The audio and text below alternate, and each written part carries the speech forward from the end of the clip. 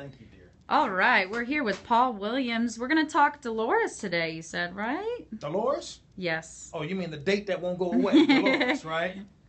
Let me tell you something. Let me tell you something about that doggone Dolores, right? Dolores was a Category 4 hurricane at one point, and then started losing a lot of strength. You know, meteorologically speaking, that'll typically happen when you have a hurricane that will either go over, it'll lose some of its dynamics, or it'll go over colder water or go over land. And, you know, not having access to the warm water is what begins to kind of cut down on some of the strength of a particular, let's say, tropical system or hurricane and all of that. Problem with Dolores, well, you know what? Let me be real honest. Dolores is kind of the fall guy right now, too. Let me explain to you what I'm talking about. Yeah, what do you mean by that? Okay, let's take a look over here. And I know he's doing my big face right now. 'Cause he's like, ooh, right? But as soon as you pull back out, varsity team, so I can show them what I'm talking about on the graphic. Okay. All right. You see? There you go. All right. Dolores is over here now.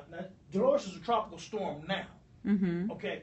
And the deal is this. Don't just stay there. Don't go anywhere. Stay right there. Watch this. Here's a graphic that I love because they do great graphics here that explains everything here at AccuWeather Yeah, in the simplest terms. And they take a lot of complex stuff and put them in ways you can understand. First of all, you got the moisture from Dolores. Chaz Debo agrees. Yeah. I mean, we could talk vorticity, we could talk shear, we could talk, English. We want to speak English, okay? Or simple Spanish, because we do that too. But anyway, okay, here's the deal. Dolores moisture's coming off this side. And typically, tropical storms are to blame. So Dolores is like the fall guy right now. But to be honest about it, it's really the combination of this right here. You see Dolores' moisture? It's the monsoonal moisture, which is kind of typical that it's going to usually begin anyway. But the monsoonal moisture combining with Dolores' moisture, and it's this smacking together, and they're sticking together kind of like glue right now, okay? Mm-hmm. So when they literally smack together and just plume into more rain. And the problem is this.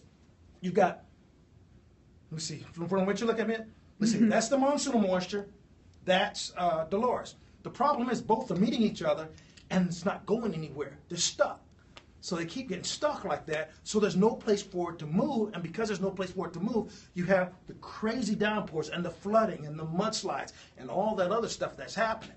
Now, mind you, Dolores isn't totally innocent because she's been sticking around a little bit longer, but it's the monsoonal moisture that's actually helping to make a bad situation just a little bit worse.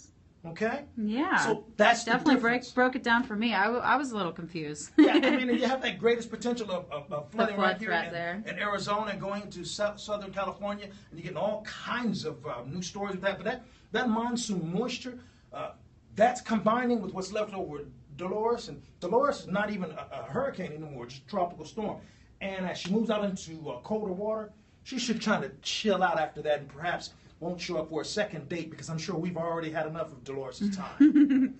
Yeah, that's a good point. Well, thanks a lot, Paul, for breaking it down today. Thanks, everyone. No problem. Take care. Talk to you later, guys.